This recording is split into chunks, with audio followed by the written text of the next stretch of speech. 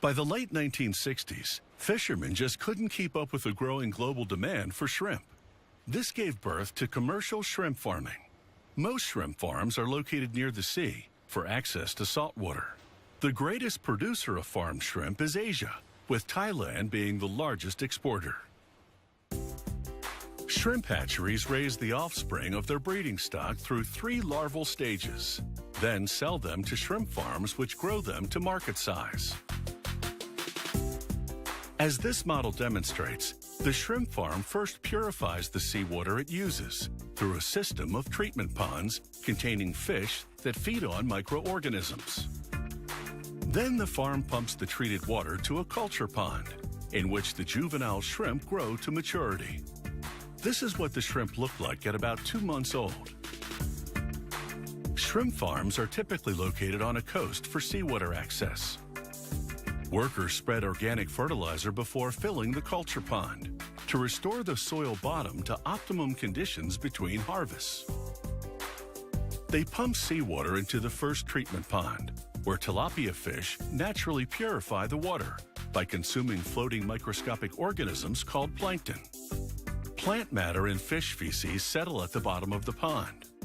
A pump moves water from this first treatment pond to a second one for another round of this natural cleaning process.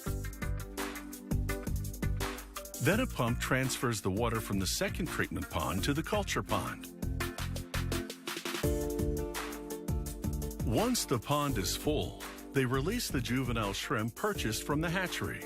Workers regularly monitor the water's oxygen level and run aeration propellers when it drops too low. The agitation also helps debris settle at the bottom of the pond. Workers run a weekly water quality test on samples drawn from the treatment and culture ponds. Regularly monitoring the culture pond is particularly critical because shrimp feces and urine break down into ammonia, which is toxic at high levels. The test solution reacts to the concentration of ammonia in the water sample, turning a shade of yellow or green.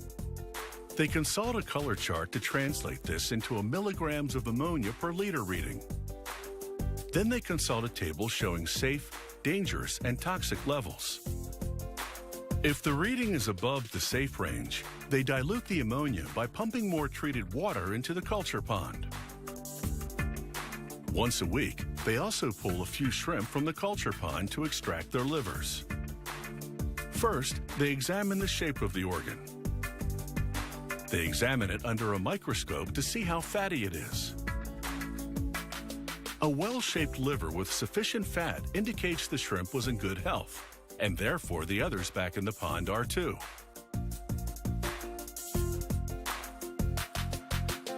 The growing shrimp are fed an all-natural diet which includes probiotics, tamarind, which is soaked in water, and garlic. Workers add these 3 ingredients to the shrimp feed, which is a mixture of fish meal, fish oil, soybean pulp, and rice flour. Tamarind maintains the right level of acidity in the shrimp's gut. Garlic prevents bacterial buildup in the colon. And the probiotic solution provides beneficial bacteria, which prevents infections and improves how the shrimp digest nutrients. After blending and liquefying the 3 ingredients, they mix in 6 fluid ounces per 2 pounds of shrimp feed.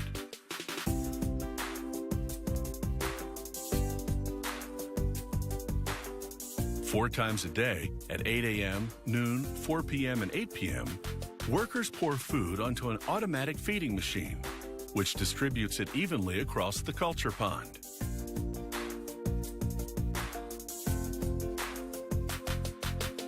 The shrimp feed over the entire 12-hour period, eating the equivalent of about 4 to 5% of their body weight.